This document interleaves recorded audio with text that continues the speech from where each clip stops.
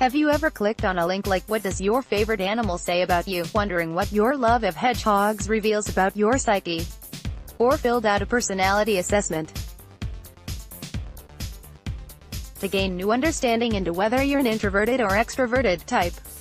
People love turning to these kinds of personality quizzes and tests on the hunt for deep insights into themselves. People tend to believe they have a true and revealing self hidden somewhere deep within, so it's natural that assessments claiming to unveil it will be appealing. As psychologists, we noticed something striking about assessments that claim to uncover people's true type.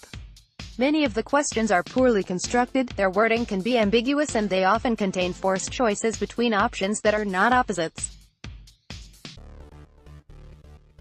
This can be true of BuzzFeed-type quizzes as well as more seemingly sober assessments.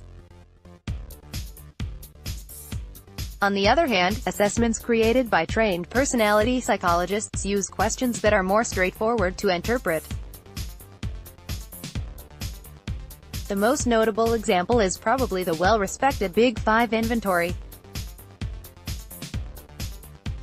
Rather than sorting people into types, it scores people on the established psychological dimensions of openness to new experience, conscientiousness, extroversion, agreeableness, and neuroticism. This simplicity is by design. Psychology researchers know that the more respondents struggle to understand the question, the worse the question is. But the lack of rigor in type assessments turns out to be a feature, not a bug, for the general public. What makes tests less valid can ironically make them more interesting. Since most people aren't trained to think about psychology in a scientifically rigorous way, it stands to reason they also won't be great at evaluating those assessments. We've recently conducted a series of studies to investigate how consumers view these tests. When people try to answer these harder questions, do they think to themselves, "This question is poorly written"? Or instead do they focus on its difficulty and think, "This question's deep"? Our results suggest that a desire for deep insight can lead to deep confusion. Confusing difficult for deep. In our first study, we showed people items from both the Big Five and from the Keirsey Temperament Sorter, KTS, a popular type assessment that contains many questions we suspected people find comparatively difficult. Our participants rated each item in two ways. First, they rated difficulty. That is, how confusing and ambiguous did they find it? Second, what was its perceived depth? In other words, to what extent did they feel the item seemed to be getting at something hidden deep in the unconscious? Sure enough, not only were these perceptions correlated, the KTS was seen as both more difficult and deeper.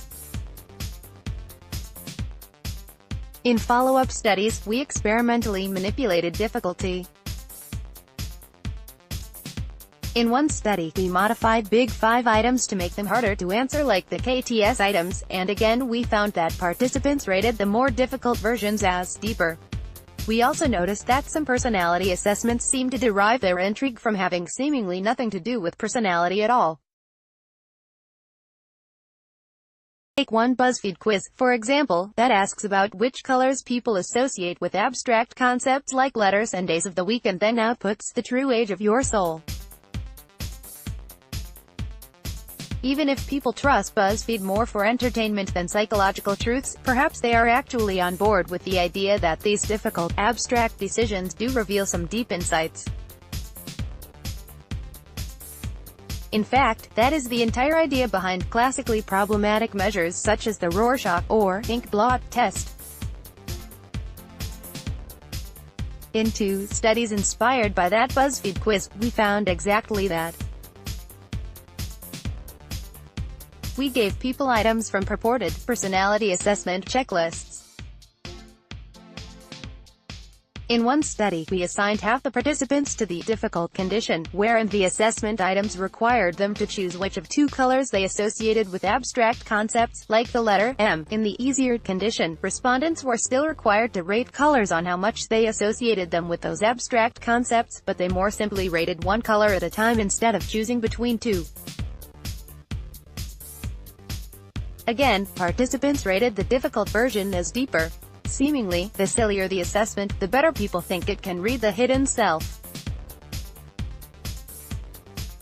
Complicated or hard to parse questions about yourself aren't going to spring open a shortcut to the true you.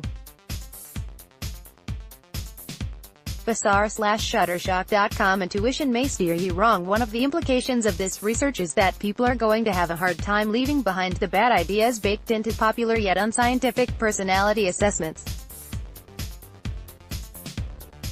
The most notable example is the Myers-Briggs Type Indicator, which infamously remains quite popular while doing a fairly poor job of assessing personality, due to long-standing issues with the assessment itself and the long-discredited Jungian theory behind it.